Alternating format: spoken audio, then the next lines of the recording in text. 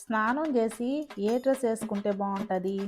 ఈ డ్రెస్ వేసుకుంటే బాగుంటుందా, లేకపోతే ఈ డ్రెస్ వేసుకుంటే బాగుంటుందా? ఈ రెండిట్లో ఏది వేసుకుంటే బాగుంటుంది? ఈ రెండు ఏం వద్దులే, నైటీ వేసేసుకుందాం. ఈ నైటీ అయితే బాగుంటుంది. ఎలానో ఇంట్లోనే కదా ఉండేది, డ్రెస్సులు ఎందుకు?